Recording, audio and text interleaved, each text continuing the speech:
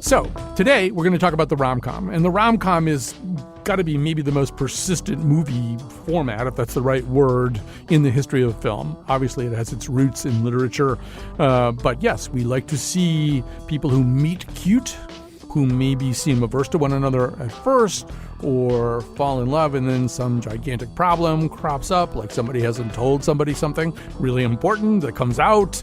You know the form, and you probably have immediately in your mind 4 or 5 rom-coms that you really love. There are certain people who become, as actors, almost franchise leaders, people like Hugh Grant, or Cary Grant for that matter, or Meg Ryan. You know the list, the all-star team. Anyway, we'll be talking a lot about rom-coms in the next hour.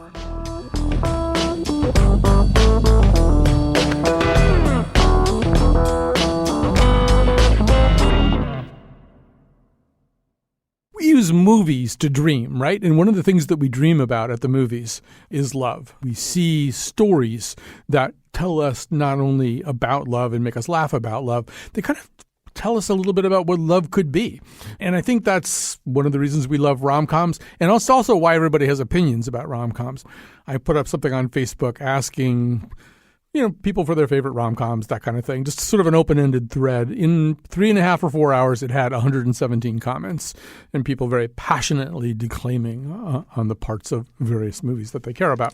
So that's what we're going to talk about today. We're going to get started with the author of From Hollywood with Love, The Rise and Fall and Rise Again of the romantic comedy. That is Scott Meslow. Welcome to our show, sir. Thank you. Pleasure to be here. So I guess we have to begin by defining our terms, because, in fact, you will find substantial arguments about what is a rom-com. I mean, I think we know that Anna Karenina is not a rom-com. But beyond that, I'm amazed at the number of things that people on Facebook, for example, thought were rom-coms. So give us a working definition here. Yeah, that was certainly one of the first things I had to figure out. And, when you're writing a book about rom-coms, people love to tell you about it. And they'll say, my favorite's The Notebook or something. And it's not necessarily an accurate answer. You have to very gently say, well, that's not necessarily covered in the book. So for me, as I was figuring out the movies to cover in the book, it became a pretty straightforward test, suggested of all things by the director of How to Lose a Guy in 10 Days, a guy named Donald Petrie.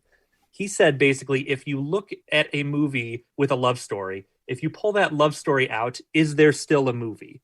And if the answer to that question is yes, then it is not a romantic comedy. Right. So, and we'll get to some that kind of play around with that question, too, I think, because, first of all, I think it's a great test. I mean, I think we have to back up and say, and one of the reasons The Notebook fails is it fails on the other score. I mean, in other words, the movie has to be romantic and it has to be funny, yes. Or hence the term romantic comedy. So The Notebook is not funny, so it's not a romantic comedy. Got some jokes, but that ending, when someone is dying of Alzheimer's at the end, it's hard to call that a laugh riot. Right. It does have Kissing in the Rain, and we may come to that because Kissing in the Rain is obviously a pretty key trope here.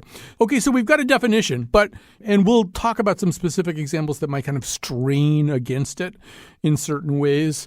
I mean, we're going to talk a bit specifically about John Cusack, but you deal in the book with the question of whether Grosse Pointe Blank would be a rom-com. I mean, it is very much about the love between Martin and Debbie, but it's also the driving force of it probably is not the love story. Yeah, except maybe it is. I mean, that's one of those movies that's sort of on the line where if you look at that Martin Blank character who is, by John Cusack's own testimony, supposed to be a sociopath, all he really cares about is Debbie Newberry. The reason that he takes that job, and why he goes back and bothers her at her radio station and all that is because he left this girl at prom and he's always regretted it. So it's still there. It's just there's a lot of bloodshed in between. So let's start where you start. Your book starts in 1989, and it starts very specifically with this movie. I'm so glad I never got involved with you. I just would have ended up being some woman you had to get up out of bed and leave at 3 o'clock in the morning and go clean your andirons. And you don't even have a fireplace. Not that I would know this. Why are you getting so upset? This is not about you. Yes, it is. You are a human affront to all women, and I am a woman. Hey, I don't feel great about this, but I don't hear anyone complaining. Of course not. You're out the door too fast. I think they have an okay time. How do you know? I mean, how do I know? I know. Because they... Yes, because they... How do you know that they're really... What are you saying? That they fake orgasm? It's possible. Get out of here. Why? Most women at one time or another have faked it. Well, they haven't faked it with me. How do you know? Because I'm... Oh. Right. That's right. I forgot. You're a man. What is that supposed to mean? Nothing. It's just that all men are sure it never happened to them, and most women at one time or another have done it, so you do the math. So, Scott Meslow, why start there? Why pick this movie? Why pick that year? There were a few reasons for that. First and foremost, it felt to me like there was something really interesting about rom-coms specifically in the 90s that, this is a genre that goes back to Shakespeare's time. But if you look at what that movie was doing, the rom-coms of the 80s were really stuff like Woody Allen, James L. Brooks. It was had a little more of the independent flair, a little more grounded and earthy. And I felt like When Harry Met Sally, in addition to, launching Nora Ephron's rom-com career, and she was undoubtedly the godmother of rom-coms then and now, I think there was something about taking that sort of, that movie's sort of almost an unacknowledged remake of Annie Hall, but it has this big Hollywood ending where Annie Hall has this sort of wistful melancholy ending, which is actually what they originally intended for When Harry Met Sally. Everyone remembers the When Harry Met Sally ending where it's running through the streets on New Year's Eve and, gives the big speech and happily ever after. And I think that blend of tones really defined what rom-coms were going to be going forward and have been for the past 30 years. So When Harry Met Sally is really interesting on a number of levels. And I don't think it's that stark a demarcation, but it's a movie. I mean, if we think of, It Happened One Night as maybe the ultimate Tigris and Euphrates of rom-coms. From rom-coms of that period, sex was mentioned glancingly, if at all, or by implication, if at all. So by 1989, we have When Harry Met Sally, which is very much about sex. But, really, it's also about a guy, the somewhat unlikely persona of Billy Crystal, who's just having a lot of sex, but not all that happy about it. And in a way, I think that's the beginning. I don't know if it's the beginning, but it's starting to incorporate into the notion of romance some pretty frank talk about sex. Yeah, no, I think that's absolutely true. And it's funny because it's taken for granted now that famous, the faked orgasm scene is this beloved comedy classic, but that was... Meg Ryan had a hard time filming it. They were very nervous when they screened it for Princess Diana, who kind of had to privately laugh about it. It was a different era when that movie came out. Even then, it was part of what made that movie hit the way it did was the frankness shocked people. And that scene is in the movie because Rob Reiner didn't know that women fake orgasms. That was something Nora Ephron had to tell him. Right. And I loved your whole little sidebar on that, and that all day long, Ryan couldn't really, even though she had suggested doing it, she couldn't quite get herself to that point. And at one point, Rob Reiner, forgetting that his mother was on the set and, in fact, in the scene and delivering the incredibly famous button line, he went out and did his own performance, apparently, of what he wanted Meg Ryan to do. I wish that footage still existed. I'd love to see it. Yeah. And I think there's a couple of other things worth talking about. Well, there's many things worth talking about in connection with When Harry Met Sally. I mean, it is, joking aside, there's a pretty steep fall off from Clark Gable and Cary Grant to Billy Crystal, listed in the, at the heartthrob level, right? I mean, Billy Crystal isn't necessarily the guy you think of as, making some woman's heart go pit-a-pat, pit-a-pat. And maybe that's also a sea change that's happening right around that time. Our idea of a leading man for that kind of thing. Obviously, there was Annie Hall, so there was Annie Hall. But maybe that's changing too. Yeah, I think that's an interesting thing to talk about because at the same time, Pretty Woman not long after, Richard Gere is very much more in the classic kind of rom-com star vein. And then shortly after that, you have Hugh Grant, who was, the defining male star of rom-coms in the era, I would argue, who's, that kind of stammering but floppy-haired, bright-eyed dreamer. I think that kind of became the defining male archetype for rom-coms. But I think it's always kind of shifting. What Billy Crystal brings to the table is he's very funny. He just is, and that's charming in its own right. Clearly it works on Sally. Yeah, you mentioning Woody Allen and Annie Hall and James Brooks. I mean, as you're suggesting, right before that, we were getting movies that were romantic and funny, but they were quite frequently distinguished with the ultimate failure of the romance. It's not just Annie Hall, it's also Broadcast News. I saw a variety list that listed Broadcast News as its number one romantic comedy of all time. And I'm thinking, because that's sort of odd, because everybody winds up kind of empty-handed romantically at the end of that movie. I've never seen you like this with anybody, so don't get me wrong when I tell you that Tom, while being a very nice guy, is the devil. This isn't friendship. You're crazy, you know that? What do you think the devil like if he's around? God. Come on, no one's going to be taken in by a guy with a long, red, pointy tail. Come on, what's he going to sound like? No. I'm semi-serious here. You're serious? He will be attractive.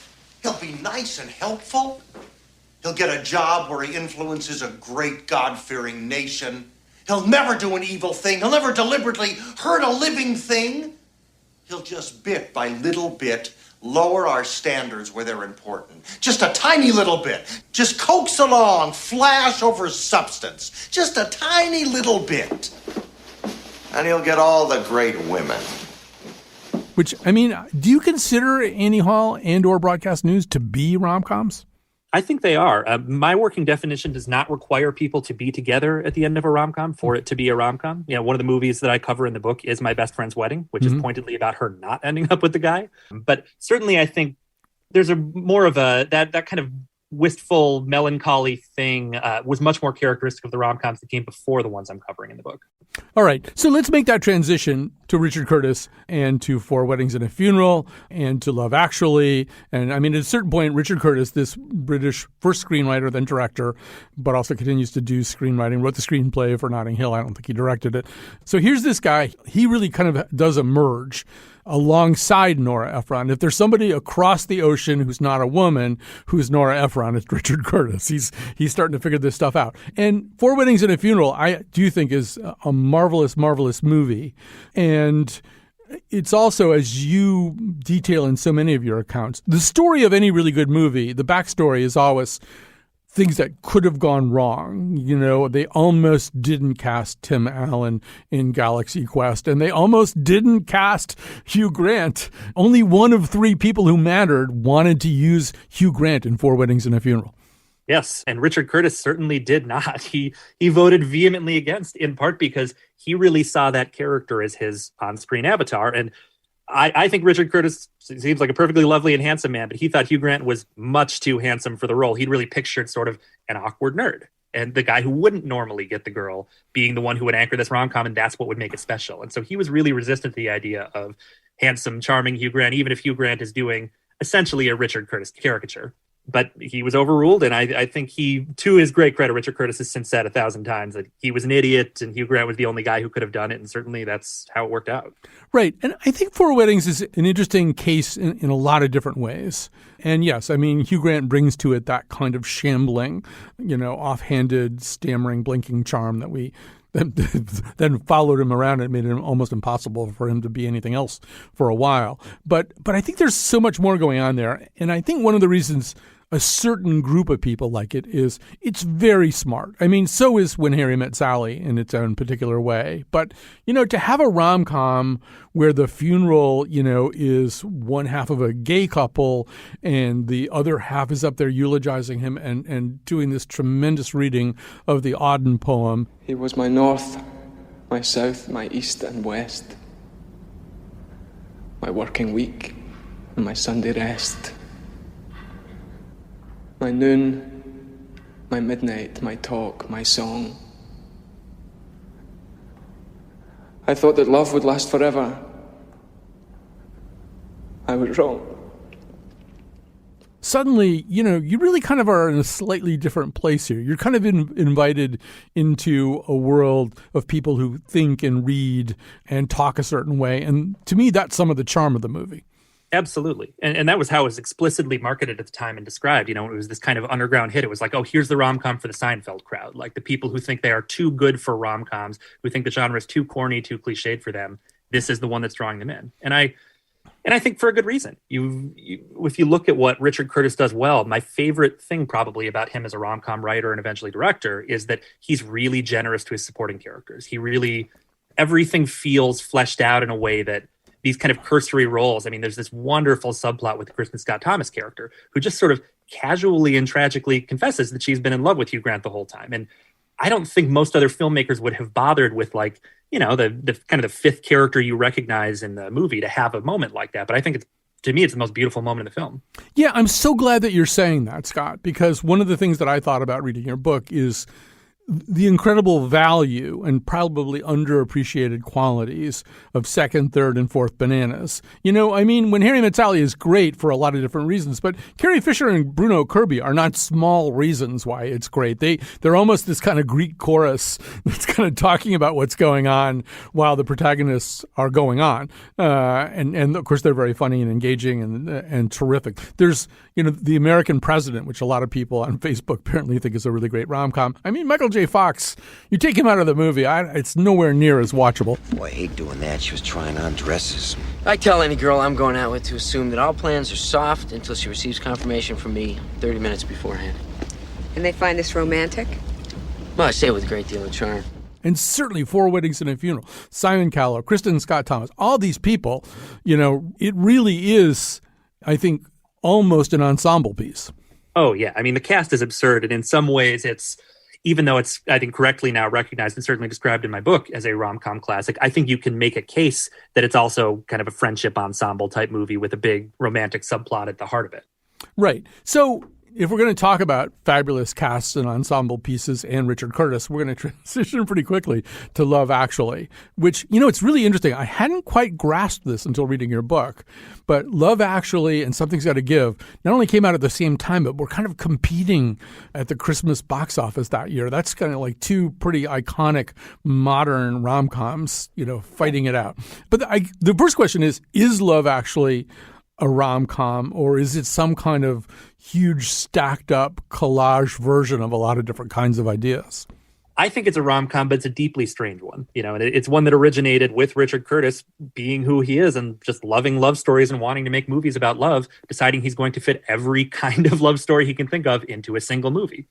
He was very much inspired by Robert Altman and Pulp Fiction and just thought, what if we make love the organizing principle, which is where you get relatively conventional sort of cutesy rom-com setups like the thing with Colin Firth and almost like a Lost in Translation love story there, quite literally.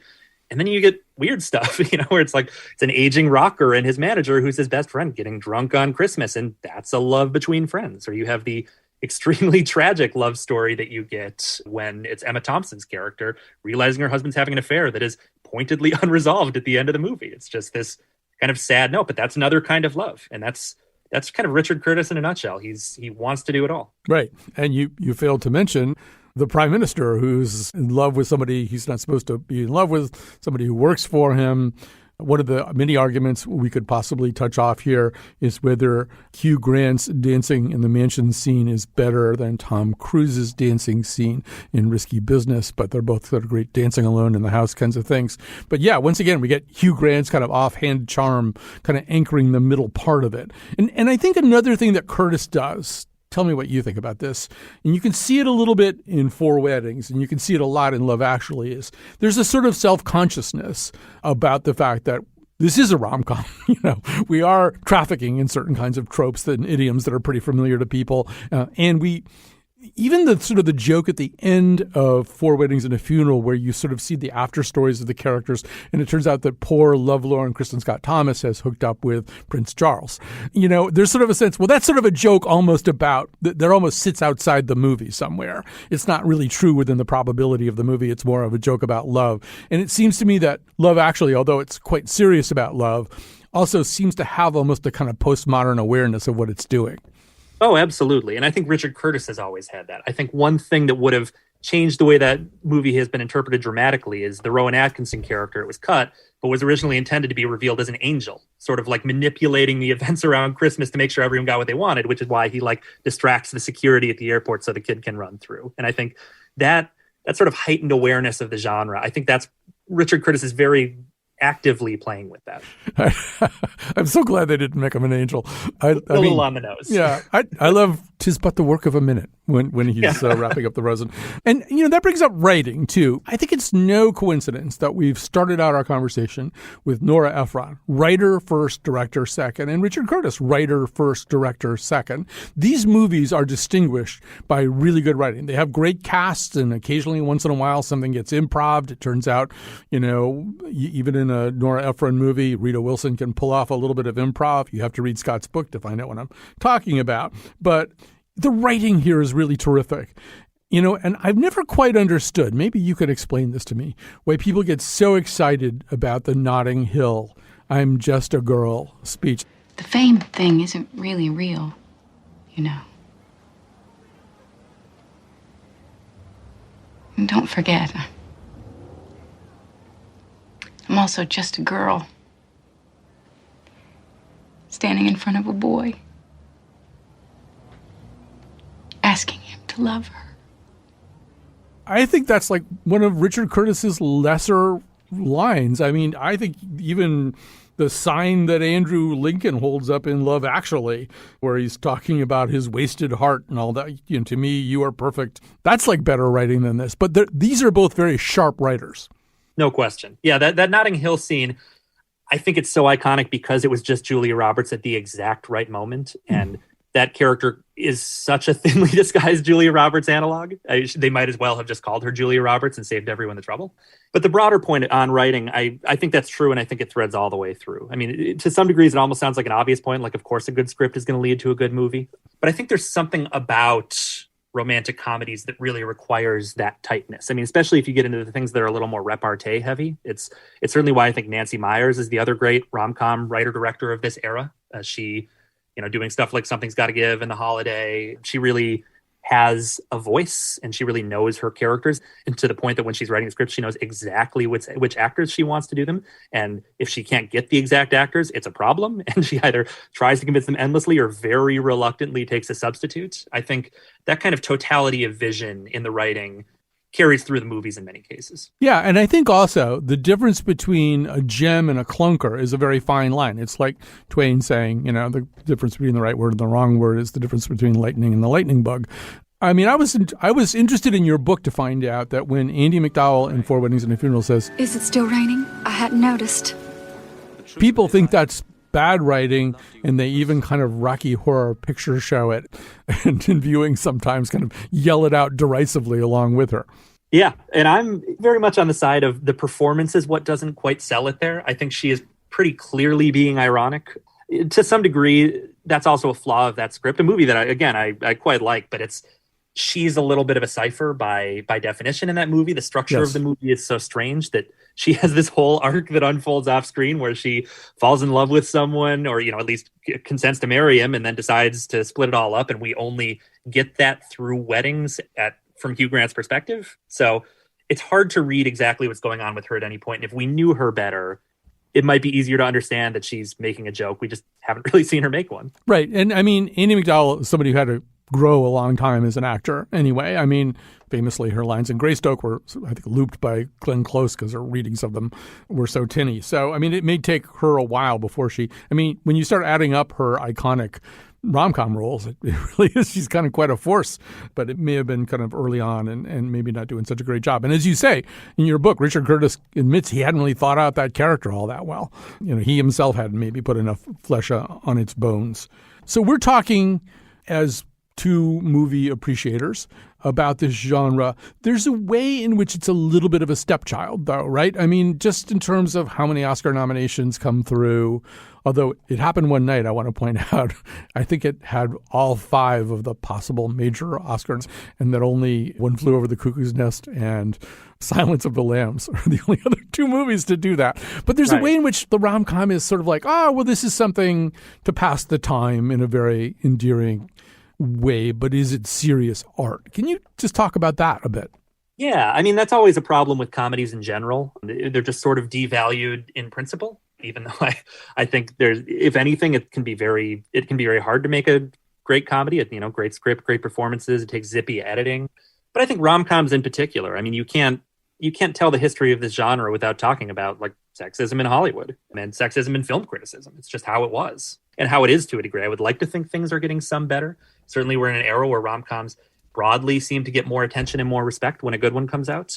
But yeah, I think there's this perception that these movies that are so light and bubbly and fun are easy to make. I think they're pretty clearly not. And then on top of that, they're movies that, especially in the era that I cover in the book, were mostly marketed to women, often made by women at a time when that was less common in Hollywood, and film critics tended to be men, white men.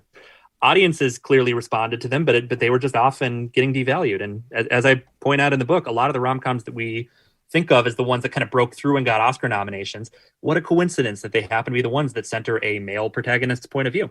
But that's how it's been, from Four Weddings and a Funeral to Silver Linings Playbook to As Good as It Gets. It's just one of those things, and it makes you think when you start to look at the pattern. So since we're talking about that, we should talk about Nancy Meyers. I love some of the stuff that's in the book. I love the fact that for Something's Gotta Give, Diane Keaton believed that there was no way in the world that Jack Nicholson, a man she knows pretty well, was going to do something like this. And not only does he agree immediately, but then you have this whole scene where he and Nancy Meyers get together for dinner, and he's going to go through the script with this little golf pencil and fix things and show her things that are wrong.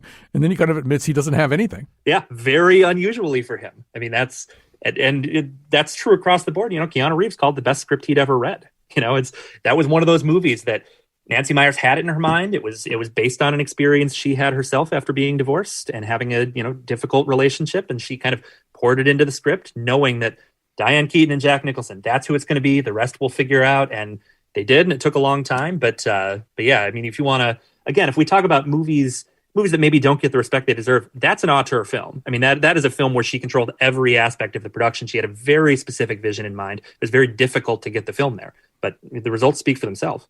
I think it's also, and I haven't thought long and hard about its precursors and stuff, but it's a movie that also suggests that love and sex for people who are getting on in years, who might actually be having heart attacks and wondering how soon after a heart attack they can have sex again. And I mean, there's like a whole bunch of things in there that are very recognizable to me as a baby boomer, that I haven't seen that much in rom-coms.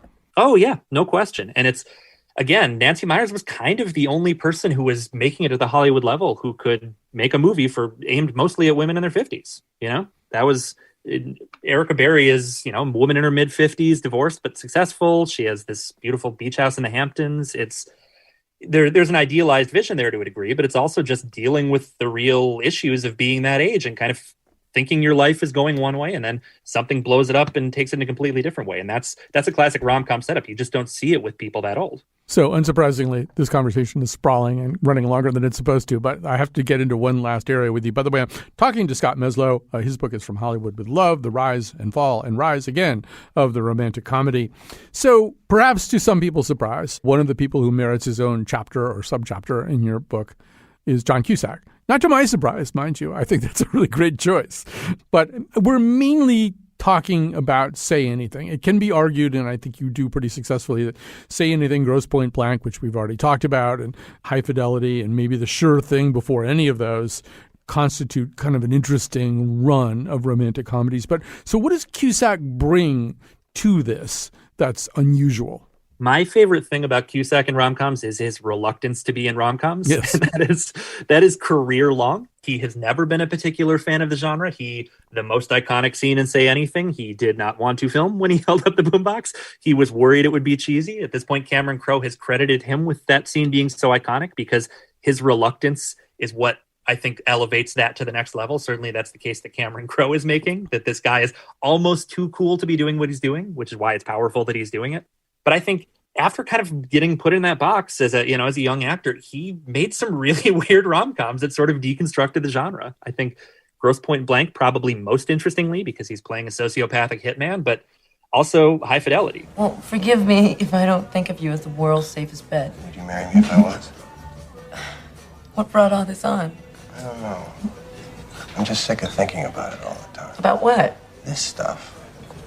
Love and settling down and marriage, I want to think about something else. I changed my mind. That's the most romantic thing I've ever heard. I will. Just shut up, please. I'm just trying to explain, okay? A movie that kind of ultimately embraces rom-com themes, but does so extremely reluctantly with a guy who was very much intended by the people making the film as sort of your kind of classic toxic man-child, and taking that a little more seriously than a rom-com that reforms him, making him do a little more work. I think you've put it exactly right. And I think the term Crowe uses about the boombox scene is defiant. In some ways, Cusack, he's doing this thing. There's almost something a little bit angry about him, that he's doing this kind of stupid and kind of self-abasing thing. But I think it's also, there's a way in which I think some of the some of the performances that we remember are performances where actors push themselves into these emotional states that are simultaneously absurd but also really funny. You know, I mean, I think one of the reasons that we love Keaton in Something's Gotta Give is that scene where she just cries and cries. You have one new message. Message 1. Erica, hi, it's Julian. I'm in the restaurant, and just wondering if you're on your way. It's about 8:20. It's a lovely night out here. It's nice. I remember sitting in a movie theater watching that and thinking, man, she committed to this. She committed to crying big time. You know, it's like that, or this is a little bit outside your time framework, but, you know, in Starting Over, Candice Bergen just really makes a fool of herself with all her terrible singing, and she's just like so over the top. And she's wonderful because you've never seen Candice Bergen do something like that before. To me, that's like love makes fools of us all, right? So you can't be, as an actor, be afraid to be a fool. Yeah, and it's cathartic, right? If you haven't literally sobbed like Diane Keaton in Something's Gotta Give, like you've probably felt like that. You've probably had a breakup that ripped your heart out. Like it feels validating, and I think a good rom-com will get you there. The fact that it's heightened makes it hit harder. Hold me close and hold me fast. The magic spell you cast. This is La Vie en Rose. We're going to take a break right now, and then we're going to come back with actually two of our favorite ongoing guests, David Edelstein, America's greatest living film critic, and Illeana Douglas, the official movie star of the Colin McEnroe Show, will join us to talk about rom-coms. When you press me to your heart, I'm in a world apart, a world where... So it's always fun, if you're going to talk about rom-coms, to talk to, let's say, somebody who was in rom-coms. Joining us today is a friend of the show, Illeana Douglas, movie and television star. Her rom-com credentials are impeccable. We can maybe get into them if we have time. And David Edelstein, America's greatest living film critic, is also with us. So let's just begin with the whole thing. We've been emailing about all this stuff a lot. And if I were the kind of person who did things like this in a newsletter, I would just publish all the emails because they're so interesting. But, you know, Illeana, we've struggled a little bit about what's a rom-com and what's not. But I feel like we might have come to the conclusion that we shouldn't worry about it too much. As long as it's romantic and it's funny, it's a rom-com. Well, it's transitioned so much over the years. You know, even calling it a rom-com is kind of slightly denigrating, I think. But you go back to for me, with the sweet spot of the 1930s, a romantic comedy for me had the elements of opposites attract and a sense of transformation. The two leads sort of changed their point of view about love by the end of the movie. That's, for me, is sort of the biggest thing. Obviously it's a love story and there's comedy, but I think that it's, you know, they find true love through finding themselves, and there's a transformation. That's a pretty elevated description. I mean, I like it, you know, but I like it a lot. Although, David, has that kind of changed over time? One thing that I brought up as we were discussing this is, you know, probably in the 30s, 40s, and into the 50s, one of the big questions is, are they going to have sex? And I feel like maybe, you know, sometime in the 80s or 90s, it's like, well, everybody's having sex. They might have already had sex even. That's not the real question. The question is their relationship different than the relationship with other people they've had sex with in the past? It wasn't too long ago that the film How to Lose a Guy in 10 Days came out with Kate Hudson and Matthew McConaughey. And the idea was that this woman was supposed to write a comic magazine story about how to lose a guy in 10 days.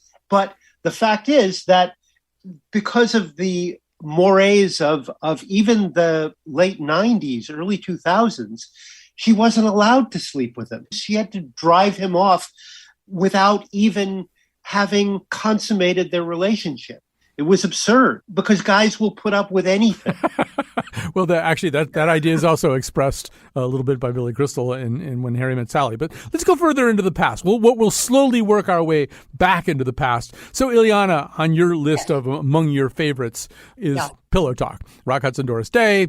He's kind of a womanizer. He actually is implicitly getting a lot of sex. She lives somewhere near him. They share a party line. They get on each other's nerves. He comes up with this kind of subterfuge way of kind of dating her, and wacky complications ensue. First of all, tell me, what do you like? I mean, a lot of people probably think, Rock Hudson, Doris Day, that's too corny for me. Say why you like it.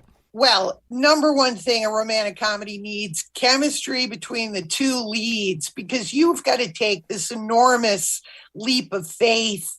You know, again, part of the fun is they're inept at seeing what is right in front of them. True love. We see it. We know they're perfect for each other, but they don't see it. And they've got to go through all these complications, you know, but their chemistry, Doris Day and Rock Hudson, obviously very, very playful. Doris Day has a lot of sexuality, you know, in the film, I think, with her cute little dresses, and clothing is very important. Well, the hats are really important. Well, hats in all of these movies. I mean, you know, I'm going back to Ninotchka.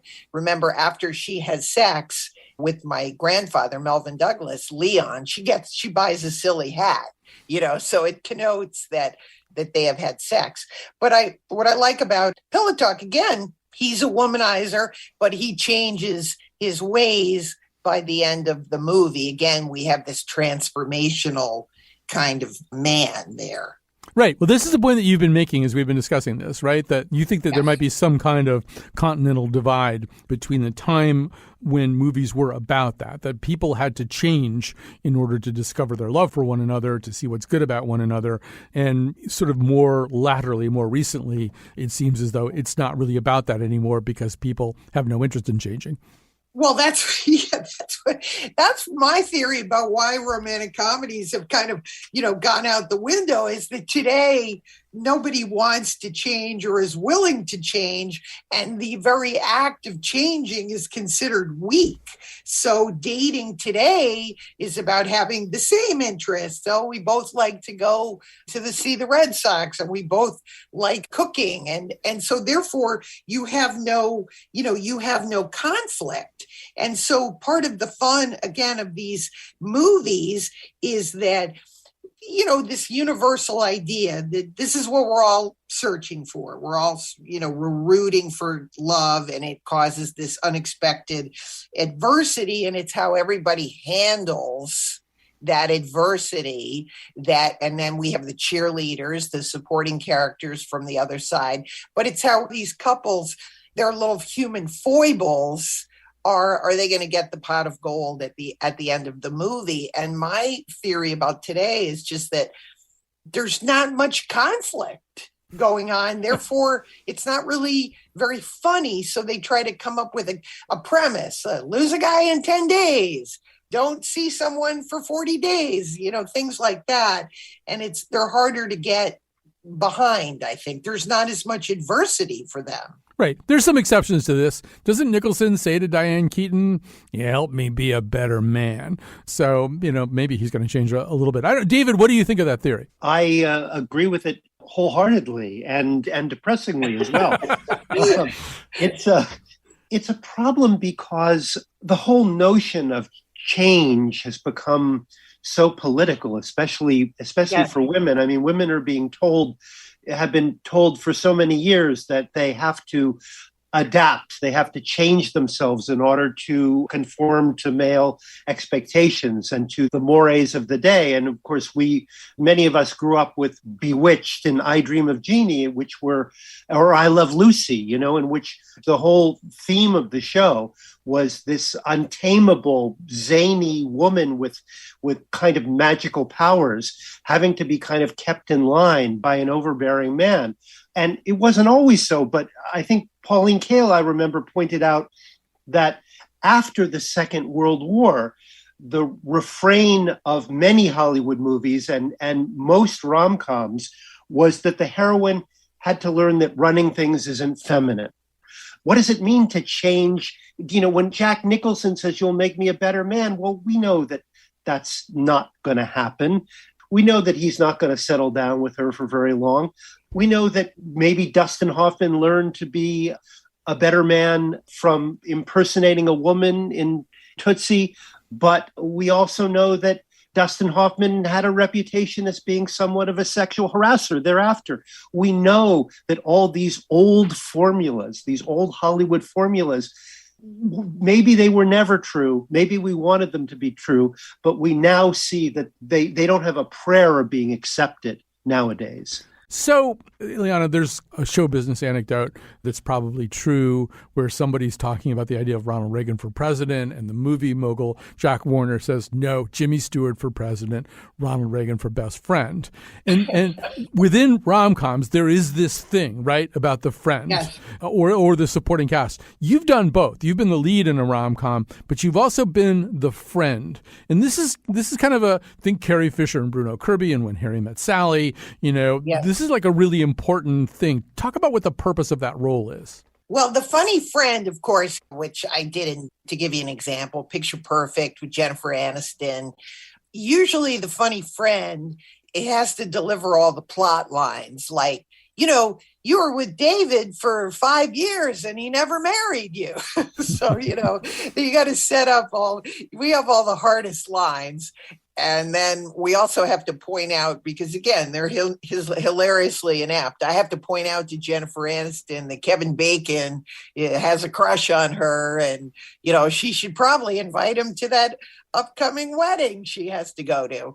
So we set up the stakes. I mean, when you think of Charles Coburn in The More the Merrier, that's, to me, is the best supporting character of all time, fixing up the two leads. But you also, as the supporting character, it's funny because you can't upstage the lead, as I learned.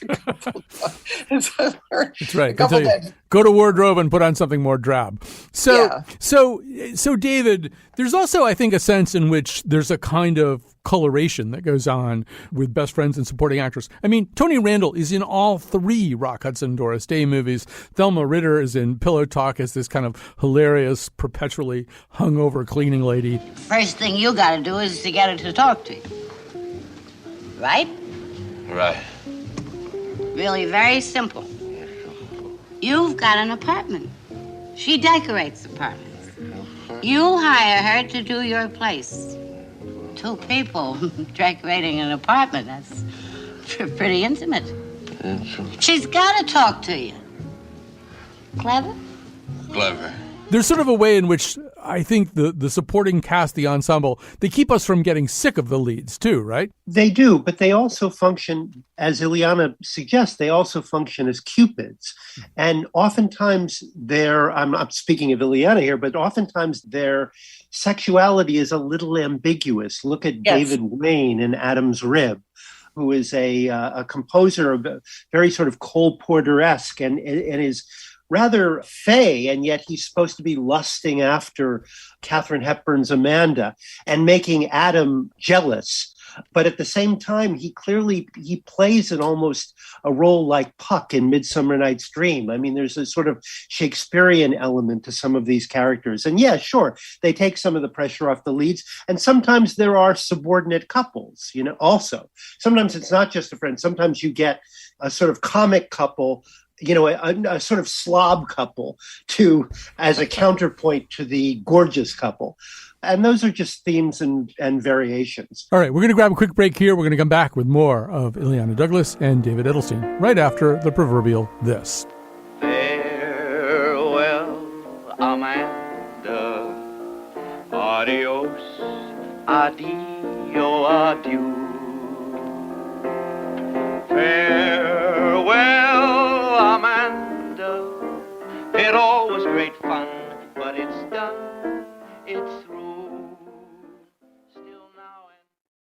We're talking about rom-coms today. Time for me to thank Kat Pastor. I don't even want to know what her favorite rom-com is. I know it would just disturb me, but she's our technical producer today. This episode was kind of co-produced, I think it's fair to say, by Lily Tyson, our senior producer, and Jonathan McPants.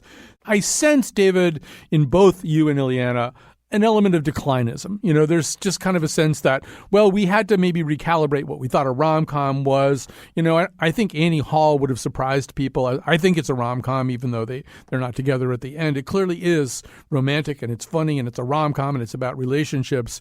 But it just seems with each passing era, some of the tropes and some of the kinds of tensions that propelled a movie like, say, The Lady Eve, they're just not there anymore. And does that mean the rom-com is going to go away?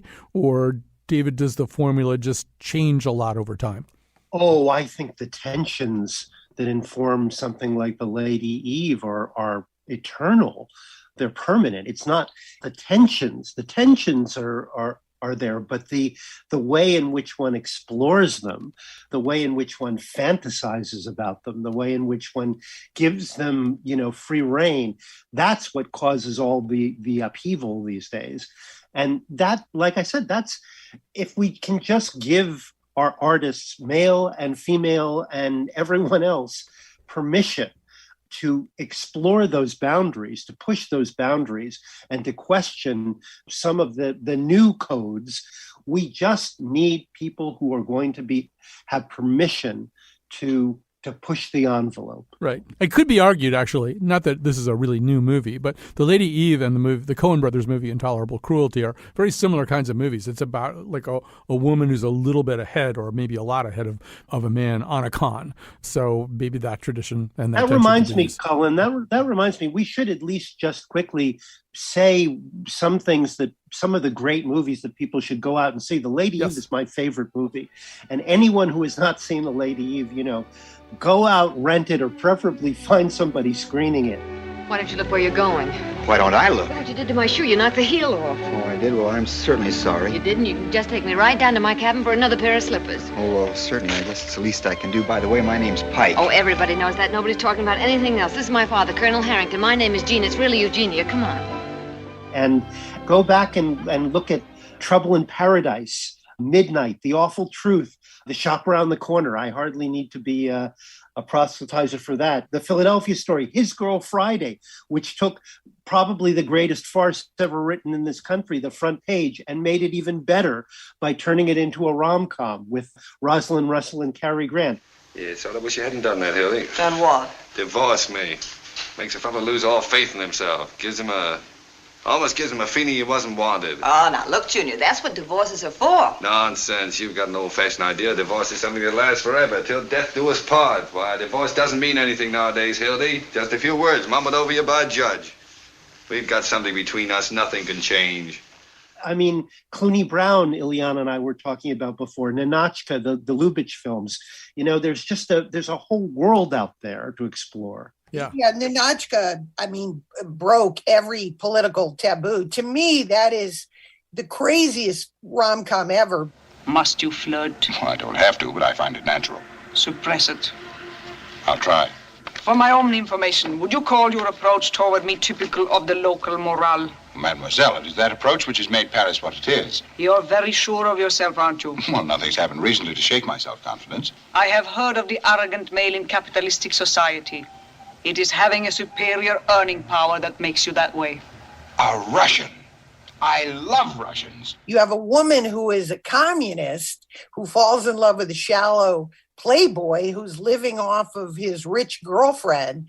And because she falls in love, she gives up being a communist. And, I was thinking, would that ever happen today if a Trumper, fell in love with a Dem? Would the Trumper soften because they fell in love? I mean, the whole part of that seems screwy, like that people wouldn't be able to do that. But the movie works because you've got this colorless communist who falls in love and lets her guard down and falls in love. And that is her transformation. And I go back to that same thing, that change and transformation, and people are so embarrassed to have feelings or to show that they desire someone on screen, that is somehow perceived as a weakness. That's what we need to single out, is it's not the code of conduct, it's the code of feelings. Are we so embarrassed to demonstrate our feelings. You don't have to touch someone, but just show your desire on screen. And that's what I feel is missing in movies today. Well, you can't come up with a better ending to this episode than that. I'm going to show my feelings and say, I love you both very much. Ileana Douglas, movie star and TV star. I love you too. David Edelstein is America's greatest living film critic. Me too. Ditto. All right. Good Hugh Grant impersonation, David. We have to go. Thanks very much for listening.